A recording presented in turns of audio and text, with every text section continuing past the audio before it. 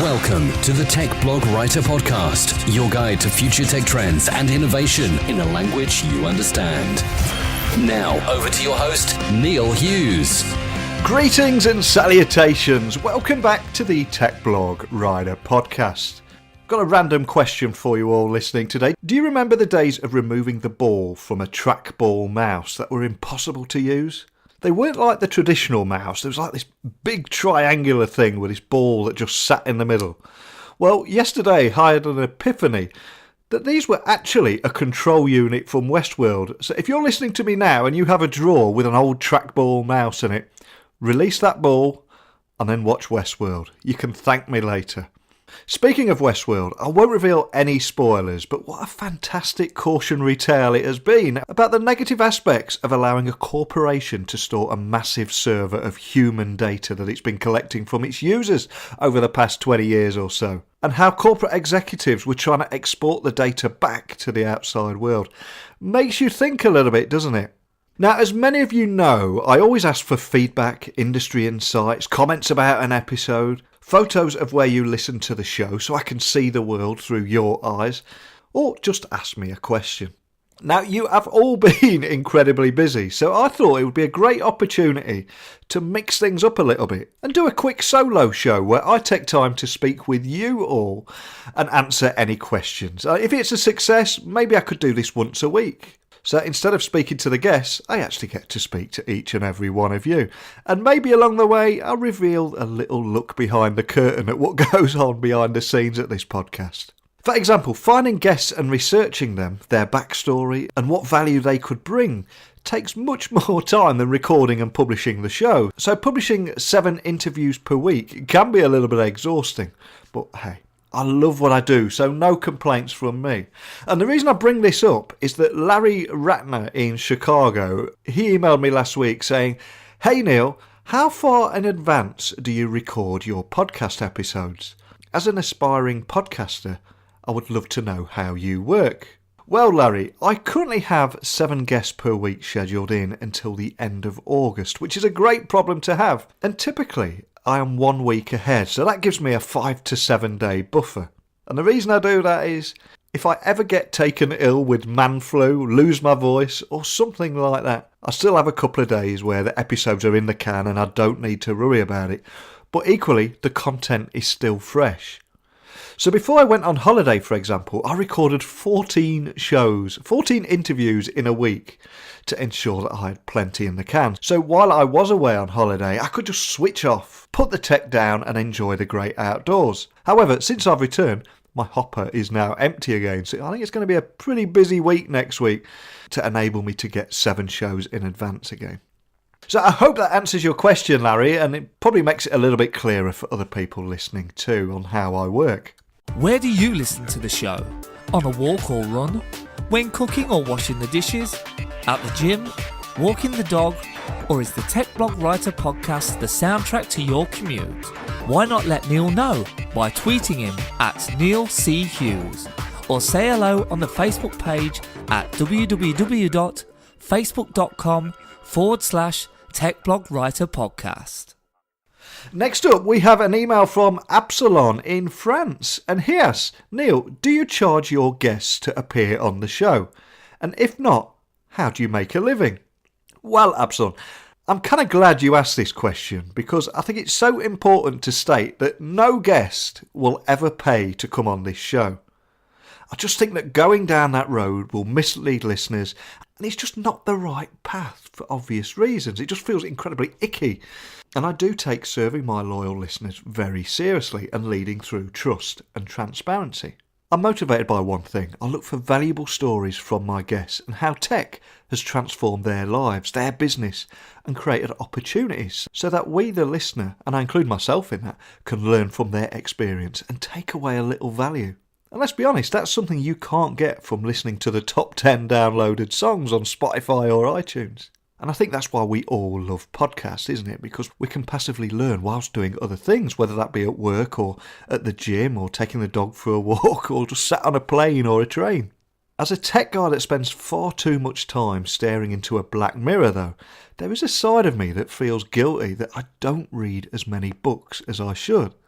And I kind of miss the days where you could read a book of one of your heroes, be inspired by their story, what motivates them and helps them. I think in many ways, like a video game, it helps you level up because you're learning from their experiences and don't have to make the same mistakes. And that's one of my biggest motivations for this podcast.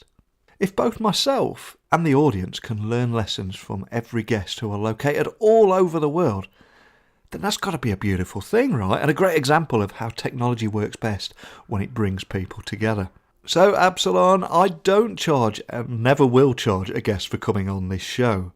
And currently, I don't monetise the podcast at all, but I am currently looking for a sponsor and exploring ways that I can tastefully do something that helps pay for the hosting of 30 plus interviews a month. So if anyone listening knows of someone that would be able to help, again, just let me know through techblogwriter@outlook.com or tweet me at Neil C. Hughes, because essentially this podcast is a big passion and a labour of love, but it's not how I make my living. If you go over to my website, techblogwriter.co.uk, you'll see that predictably I pretty much do what my name suggests. I write tech articles on the Next Web and for target marketing, but I also ghostwrite blogs for Fortune 500 companies, up-and-coming startups, or CEOs that are just looking to position themselves as a thought leader within their industry. This is how I pay the bills and finance my love of staying at home and talking to amazing people all over the world. And I love that in the last few weeks alone, we've spoken to tech CEOs in Israel, Ukraine, France, Australia, Canada, UK, and the US. It doesn't get any better than that, right? And of course, outside of all that, I do get asked to cover a lot of tech events all over the world, sit on panels, and as I talk into this mic, I've just had to turn down a trip to Berlin, which I must admit I'm pretty gutted about. But I cannot say yes to everything, even though I'm probably guilty of doing that on occasion. I'm also proud of the fact that I can deliver on my promise to help anyone launch their own podcast. Since talking about how to launch your own podcast at a conference in Denver, Colorado earlier this year, I quickly realised that there were two types of people out there. Some people will arrive at my door and say, Neil, teach me how to edit, record, publish and launch my own podcast. Whereas others will say, Neil, I don't have the time or inclination to learn how to do it, but I want someone to take care of all the editing, all the publishing. I'll just hand you a recording, you edit it and publish it to Spotify, iTunes, etc. for me. So I help two sets of people there. So whether it's teaching people how to launch their own podcast or taking the hassle away from them, I have proved it's possible for anyone to launch a podcast by helping Sarah Elkins launch her show Your Stories Don't Define You the Way You Tell Them Will. She's enjoying fantastic success with hers. And Heather R. Younger with a great show Leadership with Heart. And there's so many others. Essentially, I'm a big fan of Gary Vaynerchuk's philosophy there of give, give, give. And many people I talk with struggle to get that, but I got a feeling you guys and girls listening do. So I thank you for joining me on that. And I must admit, outside of my writing, I do have a burning ambition to launch my own podcast launch class, where over a period of, let's say, 8 to 12 weeks, I will take an entire group of people and make their dream of hosting their own weekly podcast a reality. It's quite an ambitious plan, but I love the idea of taking a group of people and helping them start 2019 with a bang. No more of that BS, new year, new me. I want to see people delivering real results and having their own show and taking it where they want to take it. And all they need to do is record a conversation. Am I crazy?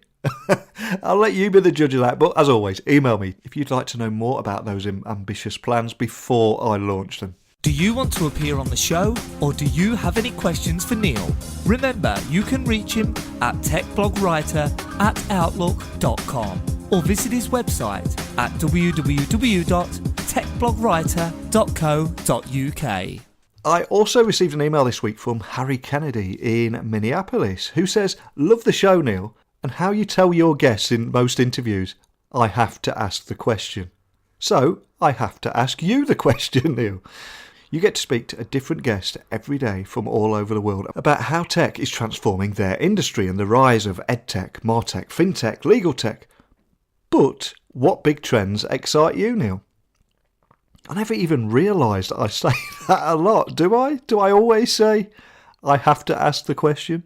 But my answer has to be blockchain and the accompanying crypto space. And I say this, Harry, because to an old-timer like me, I remember when the internet first arrived and those dial-up days with that sexy screeching sound of the 28k modem connecting, and then Joanna Lumley saying, "Welcome to AOL." And it feels like we're on the verge of something huge right now that's going to change our world, much like the internet did. But I think it's important to highlight, I'm not talking about Lambos, crypto investments, and companies that stick blockchain on the end of their business description to get more business. I think the last time I checked, there were over 1,650 crypto coins out there. And in my opinion, a good 90 to 95% are just ideas, but without any real product. So it's essentially just a pipe dream or something that a developer wants to go after. But it is several years away.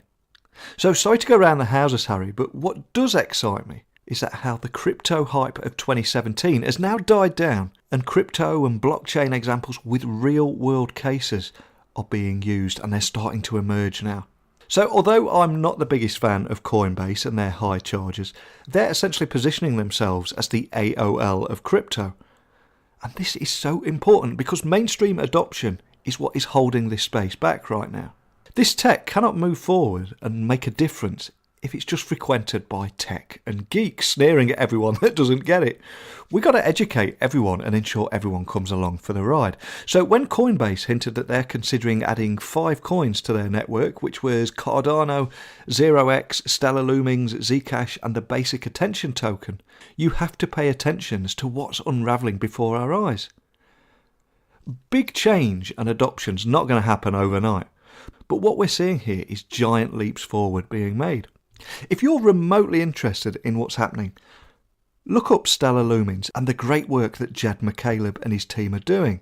Also, if you want to experience a project that offers a new browsing experience, download the Brave browser onto your phone or laptop. So put Chrome or Internet Explorer to the side for a couple of days, or Safari of course, and give Brave a try for a couple of days. And look at how many websites that usually track you on those other browsers.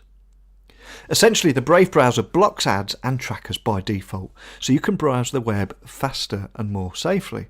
It will even tell you how much time you've saved compared against other browsers by not downloading ads, not downloading trackers. And the company actually advises that on average, Brave saves 5 seconds per load time per page if you're using a smartphone connection. Not to mention savings in data consumption, of course. But if you look behind the scenes, it's run by the guy that gave the world JavaScript, Netscape Navigator. Do you remember the Internet Wars and the Netscape Navigator CDs that were in every single magazine? And he's also the guy behind Mozilla Firefox. So having witnessed the evolution of the internet and how the current advertising landscape is broken, the concept of BAT alongside the new Brave internet browser has been born. So when you add Brave's basic attention token, BAT, into the mix, things get much more interesting. Essentially, BAT is the new token that could transform the entire digital advertising industry, which we all know is broken right now. And it pays publishers for their content and rewards users for their attention, while providing advertisers with more return for their ads. And what I find most interesting here is, predictably, traditional platforms such as the New York Times, Washington Post, Wall Street Journal and other members of the Newspaper Association in America, they initially reacted with legal threats.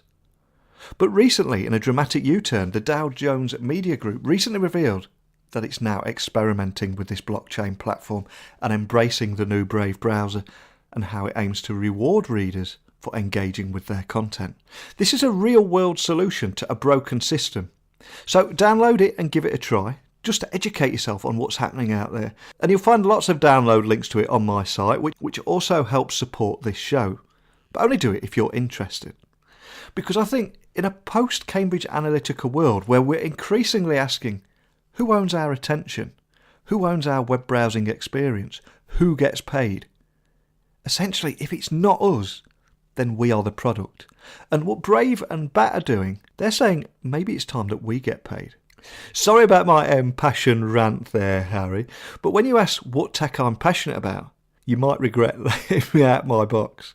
Because this current climate also reminds me of 1995 when Bill Gates first appeared on the David Letterman show and he tried to convince an unimpressed talk show host and his audience that something called the internet would transform their lives. And what was you can get this video on YouTube, and what struck me was the Microsoft CEO enthusiastically talked about email, web browsing and how it would transform multiple industries. But everyone just laughed and mocked him. And as unlikely as it sounds, back in 1995 the entire internet was written off as just another fad, something that would disappear.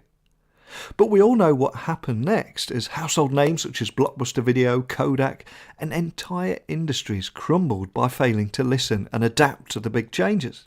So yes, there is a lot of uncertainty and volatility in the blockchain and crypto space, but if you do your own research, educate yourself around these real-world solutions that are now emerging, I really think it will blow you away. But if you don't have time, don't worry either, because I'm trying to get as many guests on this show who will explain it better than I can and encourage that mainstream adoption, which is inevitably going to come. So in a transparent attempt to come full circle, the Westworld finale had quite an impact on me, especially the quote, "You only live as long as the last person who remembers you." On that note, maybe this tech podcast is really just my attempt at immortality, but I prefer to think that both your host and you guys listening find the same value and learn the same lessons together. That's my real motivation for speaking into your ears every single day. So apologies if you've heard too much of my voice today, and I promise from tomorrow onwards we'll get back to talking to the guests and finding value from them. But today I figured if you spend time out of your day listening to this podcast and contacting me, the least I can do is dedicate some time to you, my listeners. So would you like me to dedicate one show a week dedicated to you listening? So would you like me to dedicate one day a week to you guys listening? Would you prefer interview-only episodes? Or are you quite happy me mixing it up now and again? You listening are the boss, so I want to hear from you. You can reach me, as always, by emailing me at techblogwriter@outlook.com, or remember, you can tweet me at Neil C. Hughes. And everything we've talked about today, including links to each and every interview with nearly 600 guests, are all available at techblogwriter.co.uk. So normal service will be resumed tomorrow, and I've got a lot of great guests booked up until August, like I said at the beginning of the show. But let me know what you want to hear more of and what you want to hear less of. But that's it for today, so I'll see you all again tomorrow. And until next time, don't be a stranger. Thanks for listening to the Tech Blog Writer Podcast. Until next time, remember, technology is best when it brings people together.